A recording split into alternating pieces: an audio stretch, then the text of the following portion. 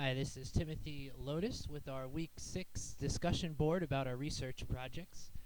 And I did mine about a subject that we found fascinating, which was the first Puritan settlers in the Massachusetts Bay Colony. I, uh, I always thought they were interesting because of the uniqueness of their settlement. Most other places during the Age of Exploration that were settled in the Americas by Europeans were people looking for riches or people who were down and out and really didn't have anything better to do. But the Puritans who came over to settle New England were mostly middle class and upper class even people who sacrificed all their comforts of home, their everything they knew to go to a land they'd never been before, and they knew was going to be harsh because it was a new settlement in a frontier, and thousands of miles away, had to make a dangerous crossing to get there. But they were so determined, so devout in their beliefs that it was worth it for them to escape the tyranny going on in England with King Charles and Archbishop Laud. And that's another interesting fact, how it ties in with the English Civil War, which was going on, which greatly affected the migration. Almost all the early migration happened in the 1630s, in one decade where there was a rush of people coming in, especially after 1633 when Archbishop Laud came to power and started his restrictive persecutions against dissenters.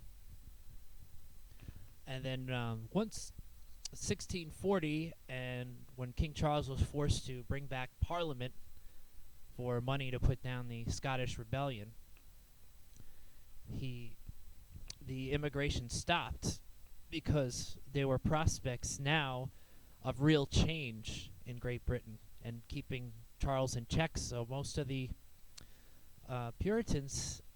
dissenting Puritans stayed, and the immigration just slowed to a trickle after that. And Massachusetts and the colony there mostly grew by biological means after that. And that was one of the things I mentioned in my research project, was not only the uniqueness of the demographics and character of the Puritans, but the whole background situation and the Great Migration, and how they all came in just one short period of time.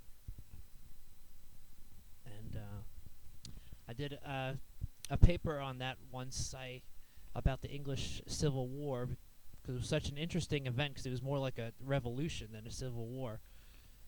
They practically founded a republic, and for 10 years or so, it was just a completely different country without a king. And in a large way, it was the precursor to the French Revolution and the American War of Independence, which had a lot of the same sentiments that you see in the English Civil War. But not to get too off topic, the Puritans, because of their uniqueness, they left a lasting legacy on this country, especially in their work ethic and their strong beliefs. And New England society especially was greatly influenced, and I think those first settlers and the legacy they left